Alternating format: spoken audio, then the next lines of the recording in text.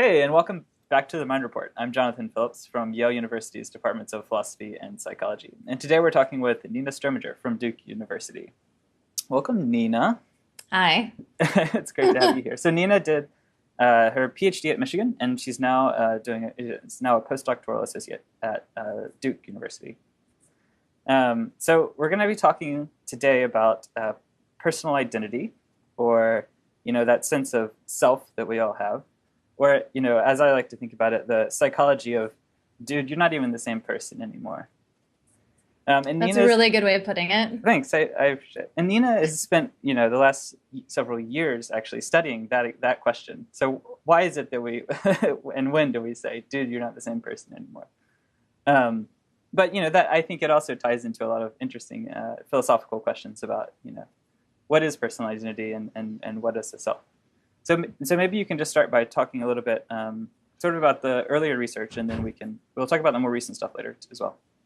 Okay. Well, I guess I could start by saying how I became interested in this. Yeah. It was when I was watching some episodes of the X-Files.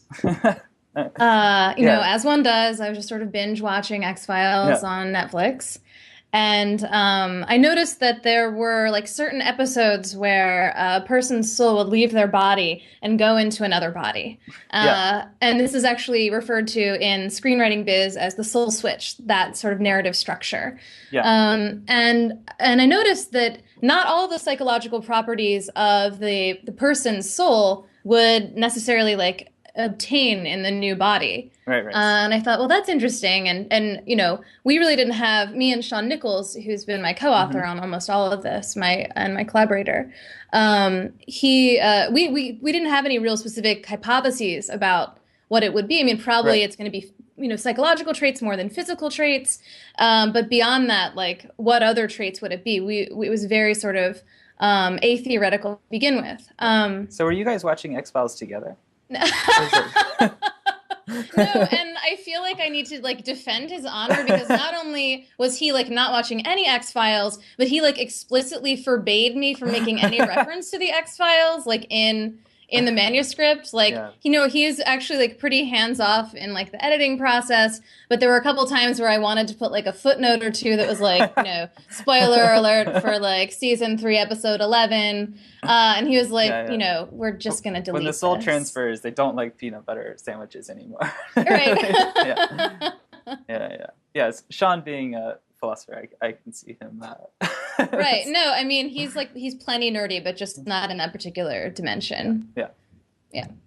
Good. So you started watching X-Files, and you found the gripping question that you were going to devote several years of your life to.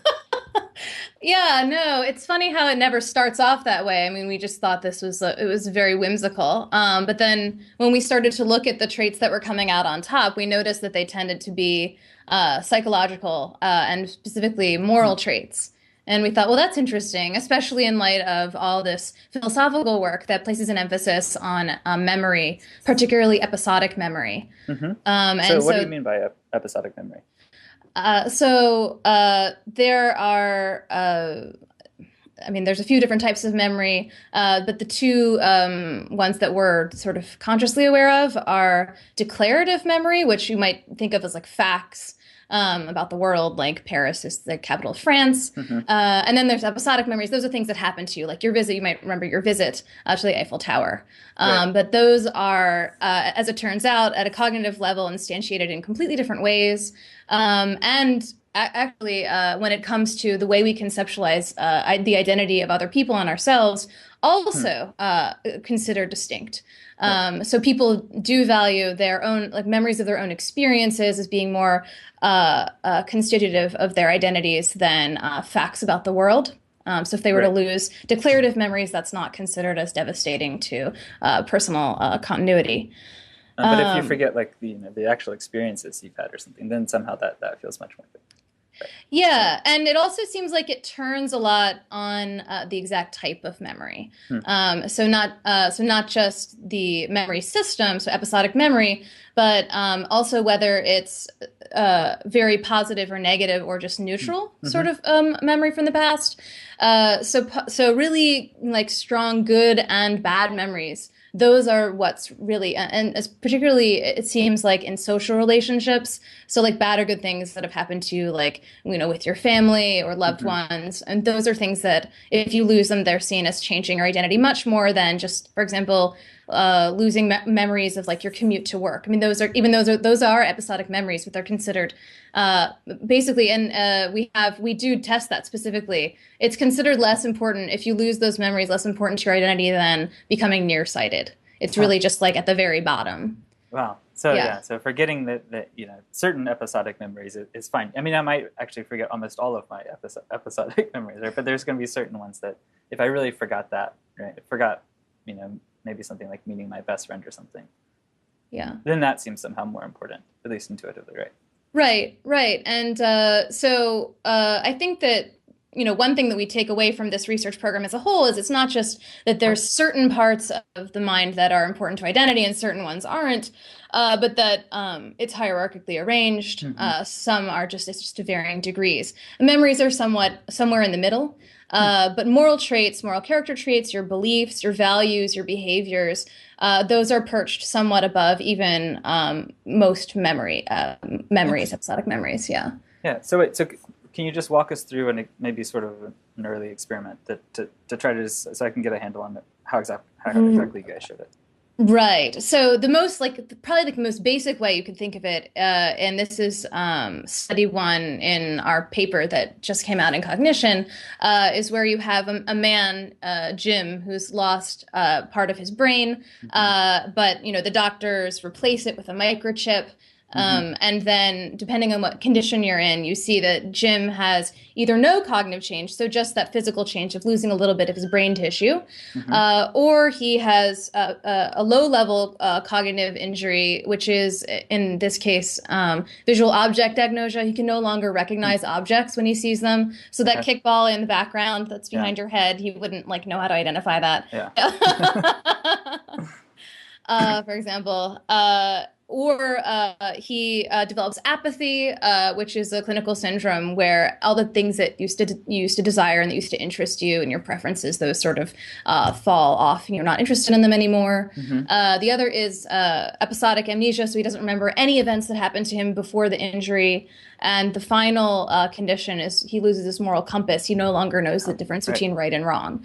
And so we find that in the order that I just said them, that's isn't the increasing order of how important it is to identity, with memories, losing your moral compass being considered the most devastating to who Jim used to be. Jim is really no longer the same person at all if he doesn't know the difference between right and wrong.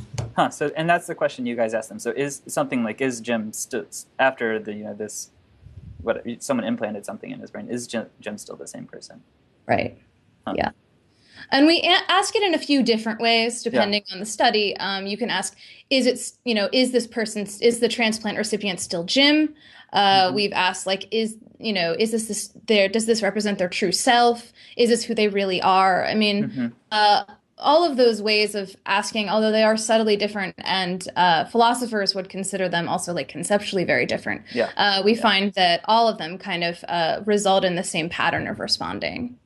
Right, interesting. So, I mean, one thing that's interesting about that case, right, is it seems like it was sort of against Jim's will. It sounds like someone in the way you set it up was sort of deciding sort of what Jim would do. So, I mean, do you think that there's something specific about that and then morality where, if you're making someone do something evil, that seems to be a really special case, whereas... So we thought so too. Leanne Young and Larissa Heifetz, who's her postdoc, and I ran some studies where we specifically manipulated whether you intentionally took a psychopharmaceutical drug or not, or whether someone made you do it. Yeah. And it changed different traits. And we found that whether you intended to take the drug or not didn't matter, which is puzzling, right? Yeah. But maybe people are more insensitive to the decision to take the drug. I wonder. I don't know. I wonder though if it matters. I don't know, like we actually haven't really looked at like mood altering drugs Right. very much, which is in a way surprising given that that's like one of the most common. I mean, these are all very like fantastical kind of situations that we've been constructing. Yeah. And I mean, some of them obviously bear more to do with reality than others. But the and surprisingly in like the drug ones that we've used before, we haven't really looked at mood. So maybe mood is more important. Interesting.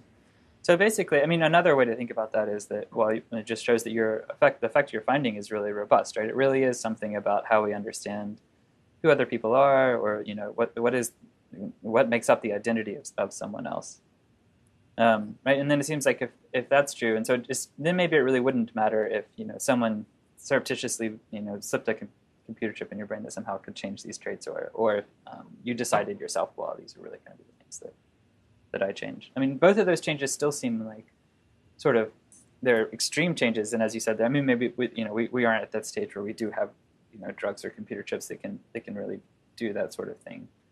Do you think that if you just like worked on it, like so there I was just like say I was just trying to change my personality, or maybe I was trying to change my moral traits, so I was just slowly trying to become a worse and worse person. Mm.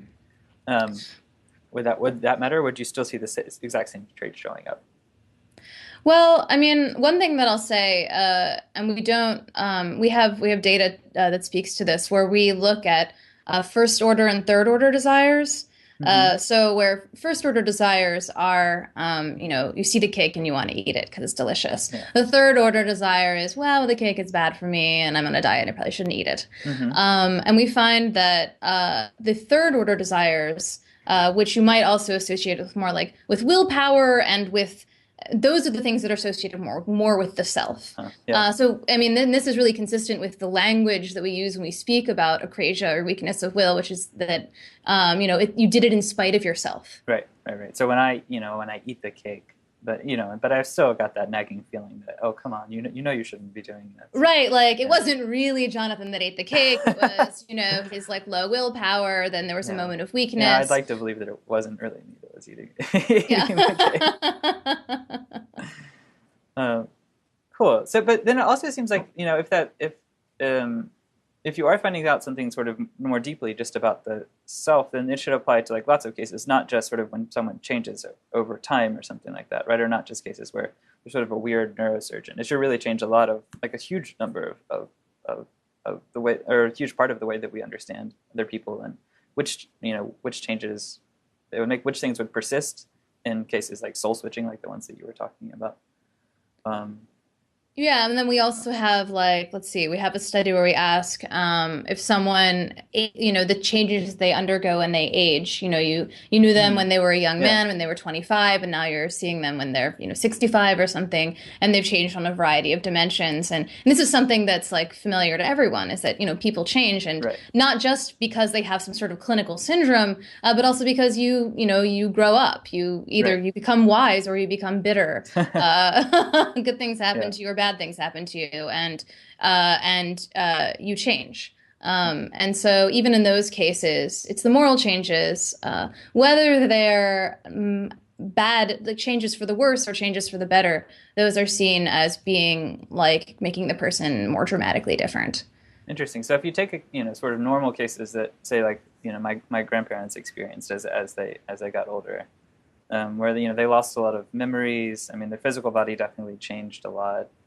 And then in some ways, I think their personalities changed a lot too, right? And their cognitive abilities changed. I mean, maybe they were less social, maybe they were less good at remembering things, maybe they weren't as quick as they used to be. But it's none of those things that's making me think, well, my grandmom's not really the person that she used to be.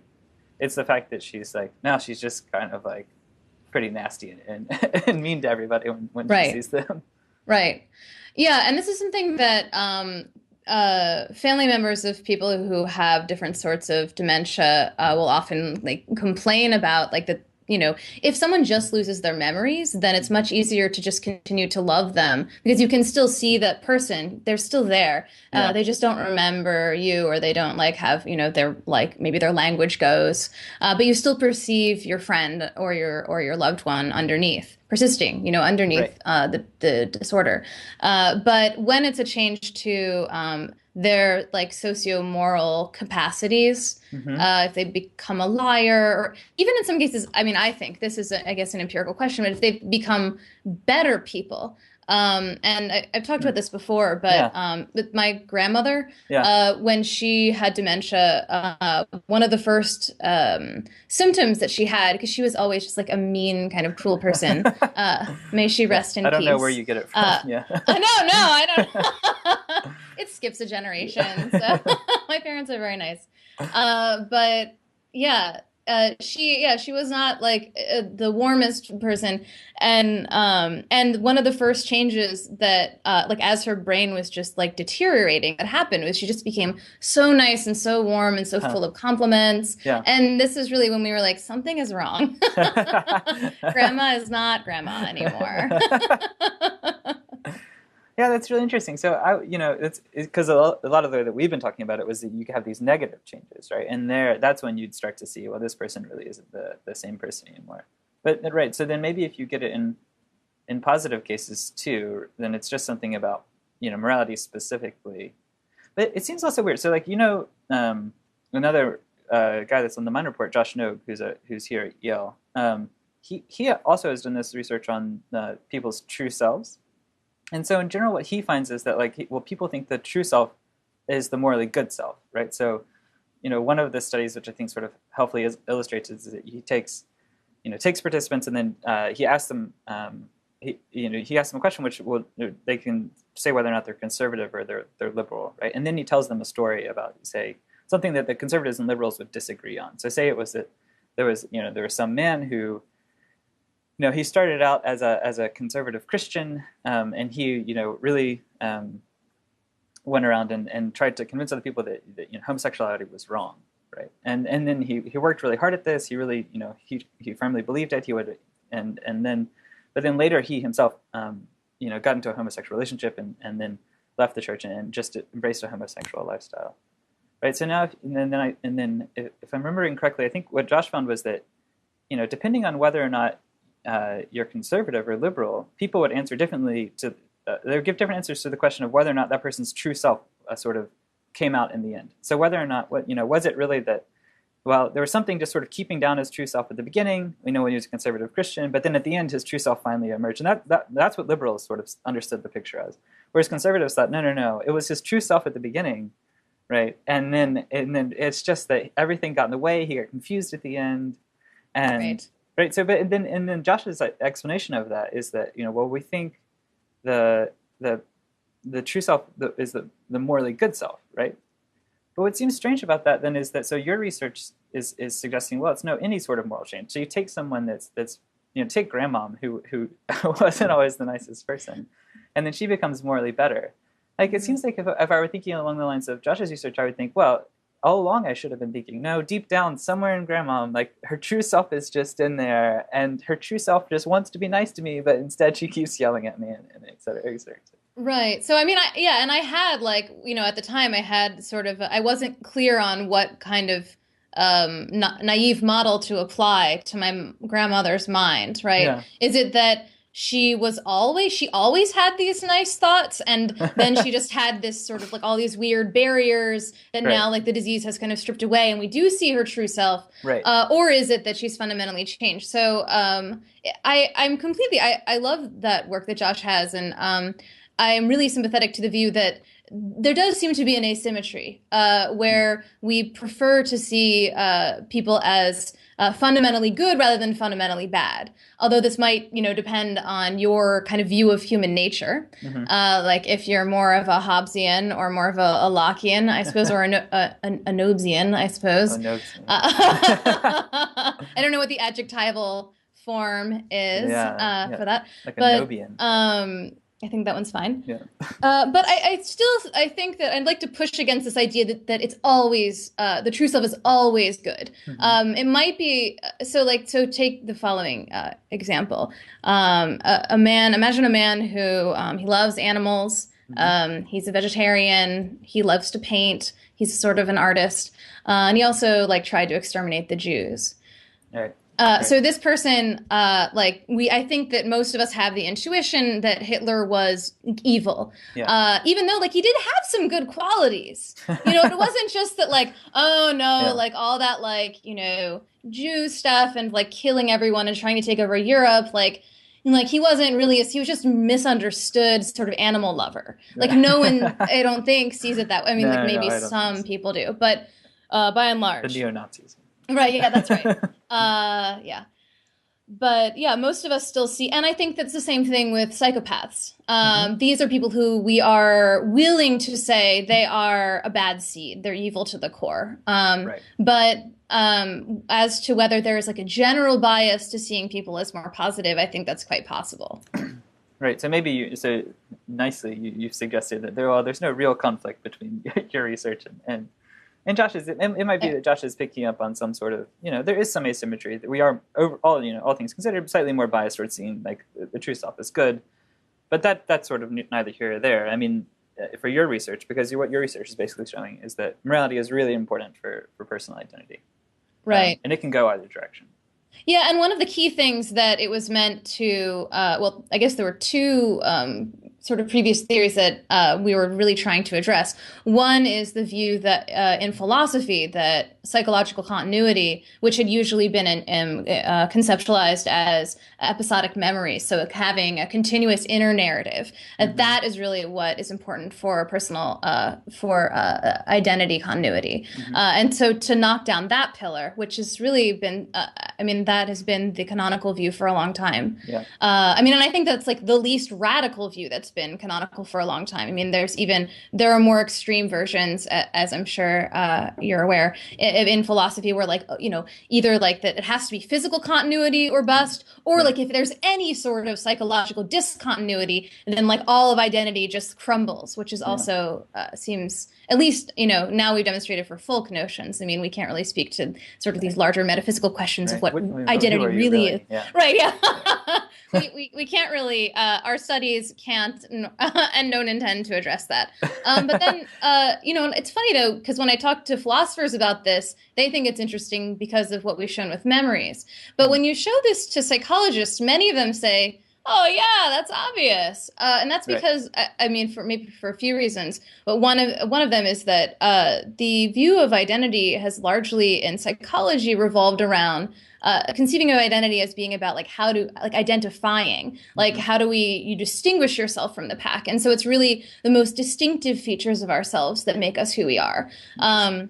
And it seems like that's not true either, because when we look at, well, like, you know, let's say that you really like jelly beans. Is really liking jelly beans what made Ronald Reagan who he was? Well, it is a very distinctive feature, but it's not really what made him who he is. Yeah, right. Yeah, that seems right. Wait, so then, but I mean, now you're just sort of raising the question, well, you know, why? Why does morality matter so much? What's going on there? Yeah, I mean, with memories, I had, you know, we philosophers had an okay idea. With physical continuity, we also had a pretty good idea of why that sort of thing might matter for the metaphysical question. But, you know, in our folk understanding of people, why morality? Yeah, so this is something that we have also been puzzling over, and I think there's a few ways you can answer it. One is at the level of mechanism. So how does it come to be that morals are more preferred? And, you know, Sean and I have a sort of a story about that we can talk about, but probably the question that you're really interested in is, you know, why at an ultimate level, like why would we value these things more than other aspects, parts of the mental traits? And our provisional answer is just that the whole reason that we even make distinctions between individuals in the first place is because we want to figure out who are good affiliation partners, who are good business partners, who are good romantic partners, who are good like friends. And if you're really keying into those, you're seeing people in those terms, then maybe you don't care about what their memories are. You don't care about whether they can identify objects.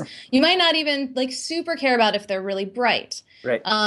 But the thing that's going to matter when it really comes down to that the most is whether they're honest, whether they're decent, whether they can be trusted, and so forth. Right. So that's what we think is going on. Interesting. So the thought is, well, you know, if I see somebody once and I find out they're really bad, right? And like I should really be keeping track of that guy. Like I should not let that like I shouldn't confuse that guy with somebody else. I need to keep track of that guy and make sure I stay away from him. And then maybe And similarly with cooperative people. well, right. So, Yeah. and this is one reason, I guess, a priori reason to think that positive and negative traits are both pretty important. Right. Yeah. Yeah, that's nice. So it seems like on this explanation though, you should really see first and third personal differences, right? So it seems like because the explanation you're giving is really how I keep track about other people, but I shouldn't be so worried about myself, right? I shouldn't. I mean, it's hard to lose track of your. I mean, maybe it's easy to lose track of yourself, but at least in the sense you're talking about, I shouldn't see these effects maybe arising in first person cases where I change my own moral system changes. Is that right?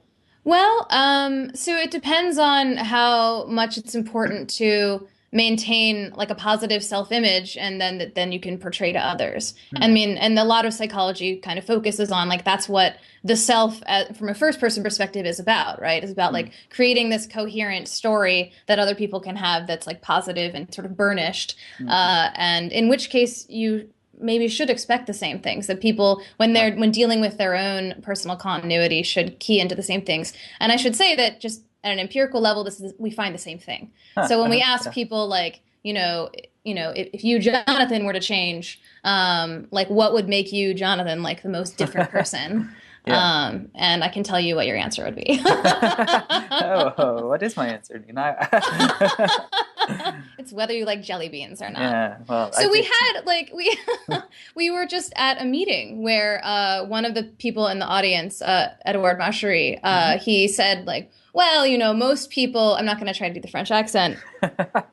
But he said, well, if most people, maybe they value morality, but I really value intelligence. And I think that's what would be important for my sense of self and, Right. for my sense of continuity of other people. And I had like just gotten done showing that psychopaths are like the only ones who value like intelligence more than more than the other moral traits. So Wait, okay, let's step back. So yeah. So okay, wait. So first, you said you guys you have done the first third personal studies. You've actually done the studies on that. We have, and yes. then you basically find no difference at all between which things I think matter for my own personal identity changing and which things I think matter for other people's personal identity changing. Right. We find, I mean, I don't know how interesting this is. We find like a main effect of people saying that other people change to a greater degree when any trait changes. Yeah. No matter what the trait is. But in terms of the overall pattern, moral traits are still at the top of the heap for first-person judgments. Good. And then moving back to humble Right. Edward, you've actually also done these studies on psychopaths. So you've been asked psychopaths in particular whether or not which things they think would matter for other people's whether or not other people change. Is that right? Yeah. So what we so we did it. We've done it in a few ways, and I should also just because if like any of my colleagues are listening, they will not allow me to say that we've looked at psychopaths. We've looked at psychopathy, the personality trait, which there's like natural variation. Most normal people don't score a 0 on the psychopathy score scale. They score, like sort of like kind of low, but not at 0. Yeah. And these questions are just things like, is it okay to ever take advantage of someone for your own gain? Like might makes right, like these sort of things that they key into, basically not caring about moral principles when it's contrasted with like selfish gain. So it's and the ordinary psychopaths. Yeah. Not the extraordinary ones, yeah. Well, right, like we don't have like, have you ever killed 5 or more people? But that'll be our next thing. We actually do want to go into like person populations with this because I think it would be important to show this with like clinical populations as well. But it's fair to assume that like the people who are scoring at the very top of our scales, they do meet, they would probably meet the clinical criteria for psychopathy as well. We just, we just didn't use a very advanced instrument. But in any case, we find that the higher someone's psychopathy score, the people who are at like the highest psychopathy score, it basically erases the preference for moral traits over over like desires and preferences and over memories.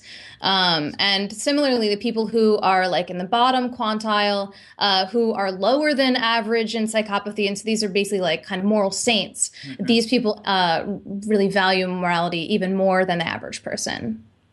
Interesting. So when when the ordinary psychopath sees, you say, are you asking them questions like which of these things would matter for whether or not the person is the same person, or are you giving them a story in which that thing changed and you're asking them?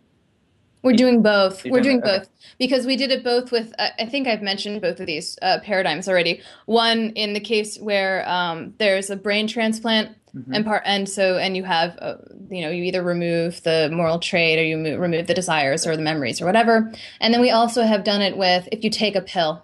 And the pill changes any of a variety of traits, some of which are related to personality, and some of which are like related to morality and so forth. Interesting. So the psychopath, you say, well, this guy took a pill. Now he's become like a particularly sort of bad person, and now he's just a real asshole. And psychopath is like, yeah, same guy. It looks like the same guy to me. Right. Which is right. So now we're getting back to like, I guess how we began talking about this which is, what's the actual mechanism here? Because if the mechanism were that we only care about who's the best affiliation partner, I mean, everyone should care about being with someone who's honest and trustworthy and nice. Especially if you're a psychopath. Right. Especially, exactly right. You want to know who like the gullible suckers are. So you're probably going to be keeping track of them. Yeah. But when it comes to making judgments about personal continuity, the psychopaths just they don't value it, which suggests an alternate account, at least of the mechanism. And this is just sort of like tentatively what we think is going on here is that people look within. They say, well, what would be important for me? What do I value? And then they project that onto their judgments of others. Interesting. And so that could also make sense of the sort of moral saint people that you had in your population as well. So they look inside and they think, well, what's really important to me is that I'm a good person. Right. So if someone else lost that special morality. Right. And then when Edouard Machery looks inside and he says, what's important to me, it's being, the smartest person ever. And so that's what's important for other people as well. Interesting. Yeah. Yeah. So it suggests that you'd get a lot of variation. Not just on the moral things, but on lots of different types of personality traits that might matter for personal identity, right?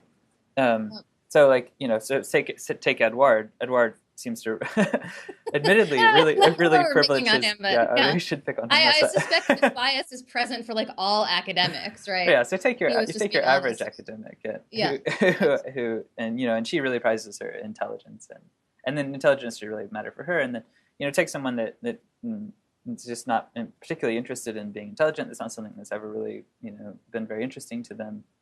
You should see intelligence mattering less for them. If you have this sort of simulation account, and it seems like you get a lot of sort of individual variation just depending on which things are most important for me. Yeah, right. It just when you look at it in the aggregate, what most people agree most of the time is that moral traits are the most important. But any given individual is probably going to have some blips and exceptions to what they value the most. Interesting. Yeah. So maybe right, and that would also fit really nicely with your sort of the lack of much of a finding between first and third person cases, right? So whether I'm thinking about personal identity for myself or for others, if the sort of mechanisms that you're proposing is right, then maybe we shouldn't expect to see it. In fact, we should see like a high correlation between like the things that matter for you and the things that matter for other people. Yeah. Yeah, and this is just so that we don't sound like this is totally original. It's actually really consistent with like a huge literature on like theory of mind, things like the false consensus effect, which is where, we tend to believe that everyone agrees with our own positions. And this just apparently is due to the fact that we think, well, what do I believe? Well, that must be what everyone else believes as well. Well, because I'm right. Yeah. All right. And right. Because you're right. And also because everyone's just like me. It's just the kind of narcissism effect. Yeah. Yeah. Wait, so a lot of the cases we've been talking about are sort of, they're cases of sort of hypothetical cases that you give people. I mean, do you think that this is also just going to translate into sort of how we understand, how I understand my best friend, not when I read a vignette about someone taking a pill, but the moment when I say, dude, you're not even the same person anymore. You've really changed. Do you think it's really going to be the same sort of throughout? I mean, if so, it could really matter. Yes, I do. Yeah. And I think that, the onus is on us and now other researchers to take this out into the field and show it in across different contexts. Yeah. Yeah. So one context I think you could be interesting to look at is like, at least a lot of the philosophical theories have thought, well, continuity of the person is going to really matter for sort of things like moral responsibility, right? So, if the person really just isn't the same person anymore at all, then like maybe I wouldn't, really want to punish them for things that they've done. Yeah. And I think that's part of why maybe, or at least some of the explanation of why people were sort of focused on memories. So, right, so like, I come to my defense and I've done something terrible, and I'm just like, I can't even remember it. I completely blacked out. I have no recollection of it. That just wasn't me. Right? Okay, so here's like an experiment that I think we should run. Okay. Are you ready for this? Yeah, let's do it. So it's because actually, like a long, long time ago, Fiery Kusherman and I discussed like a way to do this, but I don't think we were doing it right. And now I think I have an idea of how we can do it right.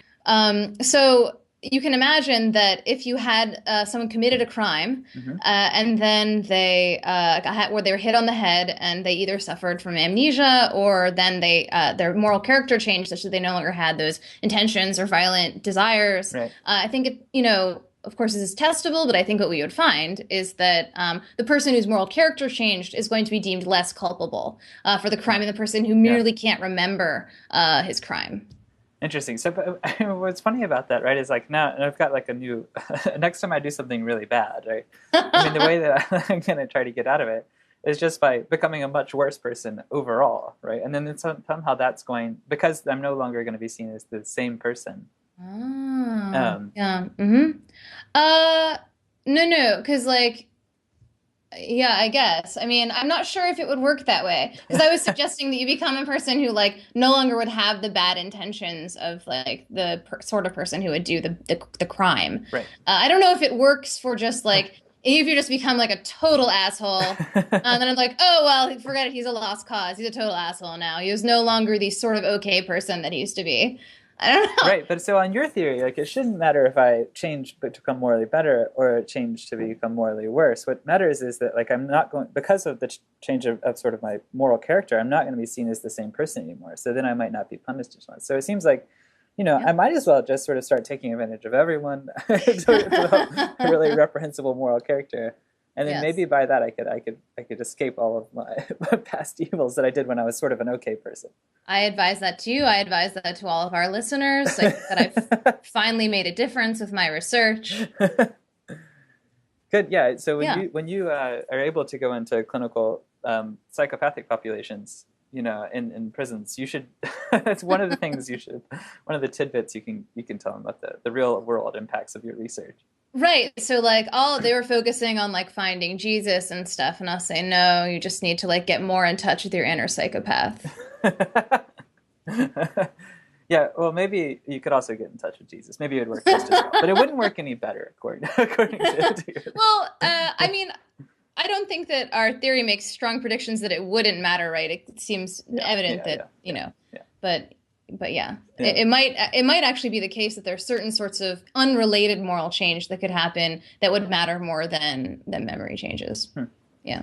So another interesting implication of, well, I don't know actually. It's just an interesting question. But you might think that there's one question of just sort of how much is this the stuff, the sort of intuitions we have about personal identity or the way that we sort of keep track of it, the changes that matter, just sort of built into us in some way that, there's not much learning involved in it.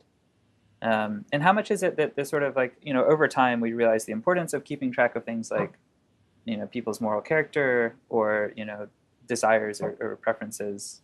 Are you going to see differences, not just sort of, for instance, we see differences in like the way children understand and personal identity and sort of like what happens after you die and things like that. Right. So thank you. That was a very nice way to segue into some more data that I have, Jonathan. You're welcome. Like halfway into that, I was like, oh, I see what he's doing. So we have looked at this in children. Now these are very complicated cases to kind of bring to children, and attempts. I think there have been some attempts by other real developmental psychologists, of which I am not one, to get at, like, young children, like 3 and 4-year-olds or 5-year-olds, Right. and they're not able, I think, to even understand the problem quite yet. But when you go to a slightly older cohort, 8 to 10-year-olds, which is where we've collected data, that's Larissa Heifetz and Leanne Young and I, and we do find the same pattern that you find with adults, that that children they value, they say that morality change matters the most, both for themselves and for others, to identity. Interesting. So as young as been sort of adequately tested, you don't find much change sort of across development. Sort of as early as you've been able to test it, kids really do seem to think in the same way as adults do, that morality really matters in terms of personality. Right. I mean, I think, and that might just end up being because your whole conception of a diachronic numerical identity that persists across time, that idea comes online later than ideas about the self, ideas about what we value and morality. So it might not be possible. I mean, it would be, ultimately, we do want to be able to see if is any sort of cultural developmental change, like what does affect this. Right. And Sean Nichols, Jay Garfield, and I are doing some work in Tibet now on Hindus and Buddhists who have differing conceptions of the self and the self's permanence, to see if that makes a difference. Personally, and I'm sort of just gonna put my ass on the line here because we don't have the data yet. Yeah. But I think we will find, and it certainly would be very interesting if we do find, that those beliefs don't matter that much. So even though Buddhists profess that the self is ever changing, there's no such thing as an identity that you can pinpoint across time for a person. I think that when we ask them, we will still find that moral traits are valued over and above other sorts of psychological traits. These folk notions sort of transcend cultural learning, but it's an empirical question, and we'll know the answer soon. No, it's good making your predictions. Now we'll know when you write that paper, and our hypothesis is something different. The importance of culture and changing beliefs about personal identity. Yeah, no, I mean, I think it's important to just make your hypothesis whatever you found. So that's good science. So it seems like one way you could try to test it in kids is that I know there was this, I think really interesting research done here. I think it was actually done here. I know Paul Bloom was on it at least, where they were looking at, I think these are actually cartoon characters, but they were asking pretty young children, here's this cartoon character, say he's an alligator, and now he dies or whatever, right? I mean, and now you want to know, which things do kids think he'll still be able to feel, right? So will he still be able to feel hungry? Will he still be able to love his mom? Will he still be able to do whatever? And it seems like maybe that could provide you one way of sort of testing this with younger kids, right? So you say, here's a really mean boy, right? And this boy has just gone around and just beat up everybody he could find, and now he dies. Oh, so we talk about death with the children. That's a great idea. Okay, I like this. Or you have some nice, more euphemistic way, right? So, but then the question is, what will little kids think about? Will he still be a mean guy, right? Yeah. Will he still be a tall guy or a big guy? And will you again find the same sort of pattern that you've been finding with adults? And it's funny, and by funny I mean sort of ironic that that there has been at least some difficulty with doing this with children, because the inspiration with a lot of the stuff that Sean and I have been doing comes from the essentialism work from developmental psychology. Yeah. This whole idea of what is the essence? What is the true nature of a person? Right. Yeah. Yeah, so maybe just for everybody that is not as familiar with that work, do you want to sort of give a little bit of a background on the essentialist stuff, and then sort of where your stuff will fit in this? Okay, I'll give it a whirl. Yeah. So a really important idea in conceptual development that has been pushed by developmental psychologists is this idea that children have an idea that there is a persisting essence to entities that is independent of sort of different kind of physical transformations. Mm-hmm. So there's some kind of fundamental way that a caterpillar and the butterfly that it becomes are the same thing, even though they look completely different. Right. And so children appear to be attending to different properties that don't just have to do with physical appearance. So, for example, teleology, so its history, how it was created, how it was made, what the intentions were, and that this is really what contributes to the idea of the persisting identity, not just of a person, but of any sort of entity. Right. So you take, like, I think when some of the research that was done, you sort of take, let's say you took a raccoon, right? And then, and we know what a raccoon looks like, but then we start giving it, slowly we start changing it all the way. So now it's, we paint it black and we give it a big white stripe on it. We make its, tail really bushy and we make it really smelly, right? And then the question is it still a raccoon or is it now really a skunk? Yeah. And little kids really, I think really pretty young actually seem to think that they get this idea that no, that's still a raccoon, right? Yes. Right. So maybe in the same way you think, well, given that little kids sort of get that sort of essentialist thinking pretty young, that maybe you should see something like that even in understanding other people as well, right? And maybe if the essentialism that you're tapping into is sort of a moral essentialism, you should expect to see these effects in pretty young children. Yes. Yeah, I think that that's totally right. And that Frank Kyle stuff that you're referencing, and also Susan Gelman has done a huge amount of work on this. I know that Frank Kyle's book, and most of that work actually just appears in a book, as far as if I'm remembering correctly. So there's like a huge amount of data that appears in his book that like just a lot of it hasn't been like tested since whenever the book came out, like in the late 80s or early 90s.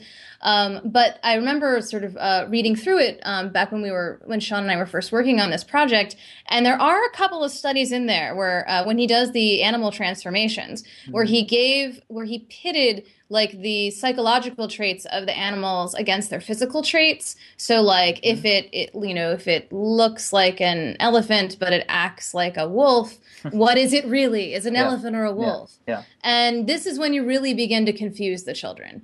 They're just like, I don't know. It's a hybrid. It's something weird. And so trying to kind of make finer gradations even than that would probably be a challenge, but there has to be a way. Yeah. So science will find a way. Yeah. Well, it seems like you could take this question with adults, and maybe you've already done this. It sounds like you've done a lot of just asking, not like when does someone change, but like what's going to persist after that person dies, right? So, which traits will persist in a person after they die? Like, are they still going to be morally good or morally bad? And then. Right, so if you take a morally good person and now they die, is the morally goodness of the person one of the things that if you believe in life after death, that's going to be one of their main characteristics after they die? So we've also done that,